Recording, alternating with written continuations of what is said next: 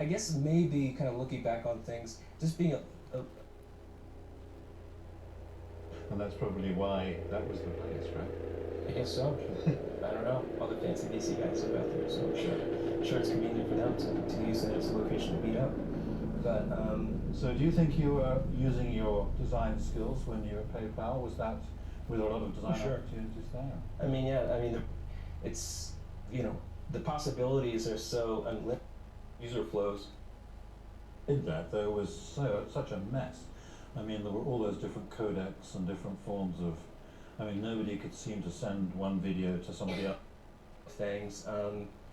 I would dabble and just kind of work on my own projects. Nothing in particular, but just random ideas I'd work through.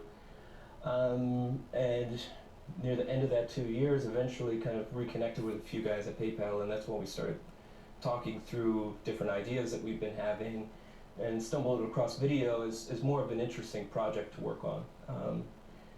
An opportunity to is very similar to PayPal. Is kind of we're solving a complex problem that the individual, I guess, wouldn't have the opportunity to do on their own. So it's like you're just trying to simplify a complex process and then present them a solution they could take with them. Prevent. So at PayPal, it was you could take a payment button with you, and now you have a payment solution just by copying and pasting a little bit of code. And the same thing we did with PayPal is that you could upload a video, or not even upload a video, just search for a video, or if somebody had a video sent to you. Did you hear that? He said the same thing we did with PayPal. We'd always present you with a little piece of code that would allow you to embed that video on any site, be it at the time, like a MySpace profile or your own blog, and really just gave people the power to deal with video now in a very direct way. Now, in the space before you did that, there was such a mess. I mean, there were all those different codecs and different forms of. I mean, nobody could seem to send one video to somebody else without a lot of preparation work and explaining it. I'm going to send it in this format, and you got the translator, etc. Things like that were a nightmare, weren't they? Yeah, I mean, it's not really rocket science, but we just kind of look at the basic problems that would frustrate anyone online, really ourselves, kind of going back to the thing of creating a product that you'd use for yourself. We were looking at what were those frustrations, what were those barriers that were keeping us from using video online. And one of them was the codecs. It was frustrating to have to deal with multiple media players, not knowing if you're going to go to a website and knowing if it was going to work or not, if you could see the video. And at the time, there was a few viral video breakouts, but the sites would crash because they run out of bandwidth. So the codec side, we just started looking at re-encoding all these videos into Flash. So 98% of browsers have Flash installed, so it was a very seamless kind of experience for anyone on the web to stumble across our videos and interact with them. They would just work. 98% was the reason to choose Flash, was it? I mean, it just made it. You just made it thoughtless. You didn't need to think about it. Think about a media player. The idea of a media player kind of went away. It just started working as a web page. It was a button on a web page. There was no media player really. But at that time, I mean, just the size of things must have been pretty frightening. I mean, the videos were thought of as huge, weren't they? I mean, that even an image was thought of as too big to be easy to send online, and the idea of doing 30 frames a second was, I mean, most people would have thought you just couldn't do that. What did you do about the capacity side? Luckily, we were pretty naive and didn't have any experience with video, so we weren't afraid about creating a video site. I mean, again, I think one of the things that keeps people from trying any idea is the perceptions of how hard it is or how expensive it is. And when we got involved with this, obviously there was probably some concerns, but we were just kind of creating a little site for ourselves. We didn't know it was going to be so big, but really, as we got involved with the project and as things grew, we found how actually cost-effective our system had become. That we felt like we had developed some video clustering technology where machines could replicate. So we're just using very cheap machines and could just plug them in to create more storage and just kind of, as we grew, add more machines, just keep going. And we have great stories of working with some serving companies that I think it was Server Beach initially, that you could get a really cheap machine for, I don't know, $129, $99 with unlimited bandwidth, and their whole business model was created around the fact that no one would ever use this much bandwidth. So they had 2 pipes kind of going into their data facility, and we ended up taking about 1.5 of that data. I mean, one of the pipes was supposed to be for backup. So we were pretty much crushing them, and agreed to move to our own facilities over time. I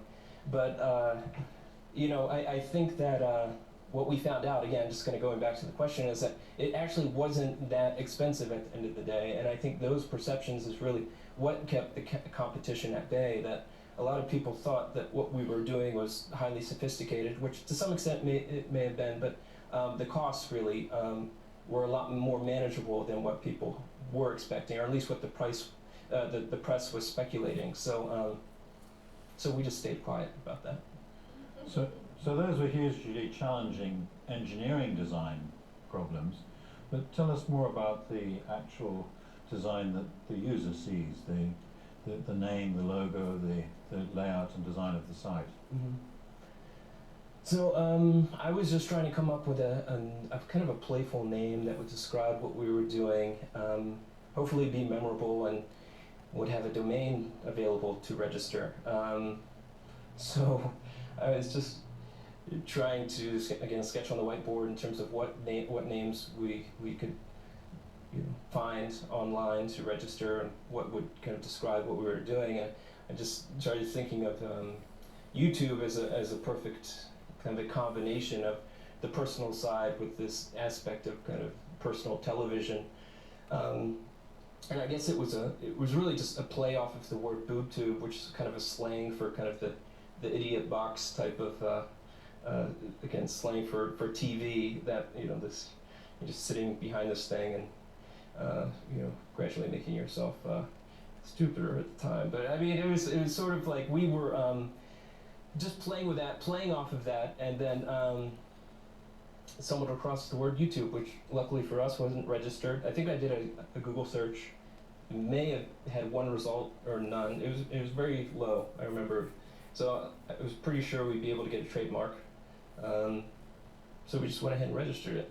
Then I, moving on to the logo aspect, is that I just wanted to describe the product with more with the font, and again, somewhat playful, but definitely recognizable, and so came up with just a little red around the tube piece. So it was simple, to the point, but hopefully did the job. And then the brand. How did you think of developing the brand as a total perception for the user? So we just went ahead and registered it.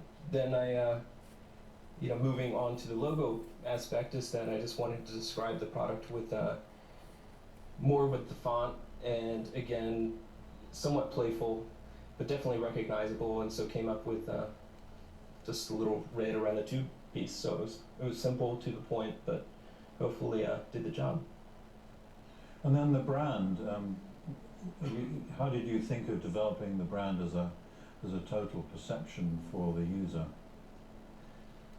Well, with my design background, I was very, conscious of how we were positioning ourselves, from the name to the logo, how people would interact with us, and really what the brand would represent. I was trying to fight against the tide of how video had been defined into that point. So you had these places like E-Bombs World or Stupid Videos, or all these places that would connect viral hits. And there's something to be said for them. I mean, they're very highly entertaining, and they, you get a lot of views off of them. But it's, at the same time, I wanted us to be a platform that was much more than that, much more than just kind of the silly video.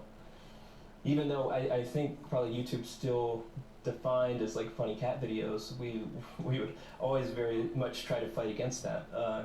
That we wanted to be a place that is going to be defined by the community, by what they were adding to the site, and then what they were finding entertaining. Because again, there was different services that did exist, but they didn't let the interaction with the community kind of play out in this way. You could submit a video, and if it was good enough, they would post it. But it wasn't like you could post anything, and then the community was deciding what was rising to the top. So we just tried to flip that a little bit. Well, there's a lot of very kind of sophisticated seeming aesthetic brand values in a lot of movies. And then you see something like Google or perhaps YouTube's in between, where it seems more approachable and familiar.